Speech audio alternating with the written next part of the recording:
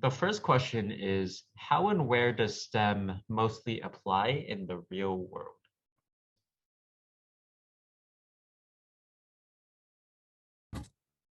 Yes, there are many different STEM fields. If you think about it, um, well, there's really many, right? It can be from biology, general physics. You can become a technician in aerospace engineering, civil engineering technician, drafters, web developers, and these actually only need maybe an associate degree. But if you go on with a bachelor's degree, you can become a chemist, a biologist, microbiologist, uh, bio technology expert, statistical analysis. And what is very hot nowadays is the data analytics expert. Uh, uh, all these, right? Um, Computer network architects. And with advanced degrees, you will be able to lead those projects, lead those technicians. So you may become a manager of that technology office. You may become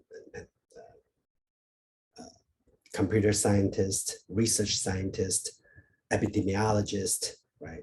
Urban planner, and so on and so forth. STEM stands for science, technology, engineering, and mathematics. It was first coined by, I believe, an assistant director from NSF. And he himself is a biologist, if I remember correctly. He's a scientist. And after a couple of years, people are like, wait, what, SMET? What are you talking about? And then they changed the, um, the word to be STEM, right? So instead of SMET, it's just they changed the order of it. So now it's STEM. And what is also very popular is STEAM, where they add an A. A stands for arts most of the time. And STREAM, they add an R. R stands for research there. So R&D there. But so if you think of STREAM, really many different fields or your possible interests may as well in line with STEM fields. And STEM careers, not only in the US, but around the globe, actually have this trend, higher pay, higher need, and if you're interested in entering STEM, it's definitely not too late to start developing your interest in high school or college. Now, let me just also say that it never hurts to explore and try and learn, right?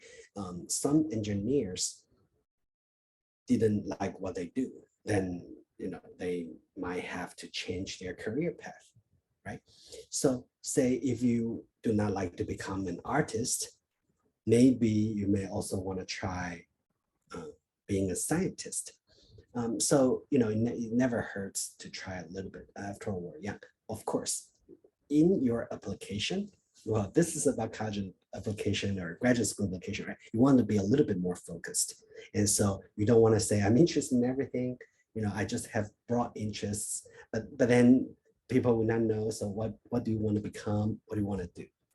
So, but if you have a little bit focused path, saying that, I've been joining this camp or I've been doing this, I'm interested in experiments, and I like to explore the world a little bit more, then of course, being a scientist is probably a good idea. If you like to solve problems or to create things, then being an engineer is probably a good idea. And talking about trends, technology, hello. Back when I was in college, there's no jobs called social media manager. There's no drone pilot. Drone pilots actually make a lot more than what a professor is making. So if you're interested in playing video games, hey, there's light. And not only that, you may be like, wait, I studied mathematics, STEM, we have an M there.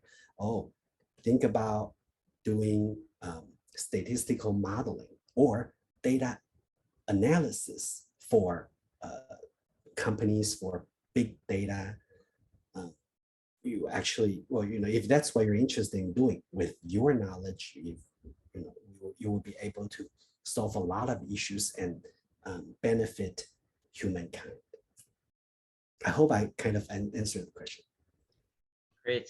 Yeah, you definitely did answer the question. I'd like to add on to that, STEM is not just being about being a professor or researching or becoming an engineer or computer science. STEM also has a lot of, it crosses path with a lot of other disciplines. Like, in economics, you have like how the drug market reacts to a new chemical finding, for example.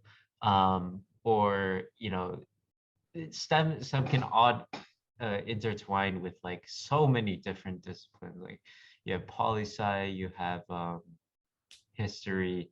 Like STEM can intersect with everything. On to the next question. What traits should I have that would be a good fit for the STEM field? Mhm. So as we mentioned that there are actually many different fields, many possible careers that are related to STEM. So you can be introverted, you can be outgoing, and still be in the STEM field. So I would not say that there's a certain personality or certain personal trait that you need to have in order to be in STEM. However, I would say that if you are detail oriented, if you're interested in investigating, if you're interested in solving issues, problems, if you're interested in the world, then STEM is a good field because every day you're very satisfied with the work that you do, right? So if you solve a problem, if you create something new, or if you conduct a research, or if you are able to pass on the knowledge of science, nature, social science, even, right? Then that's a great feeling. Great, thank you so much. Let's go on to the next question. What are some job opportunities for STEM majored students? Oh, yeah. So as I mentioned, there's like a lot, right? It can be in research. It can be, so when I say research, right, it doesn't have to be, say, chemical engineering or biomedical science, or no, it can be in different labs where we interact with people or we interact with animals. And so you can become really, a technician, from statistician to engineer to a techie savvy person.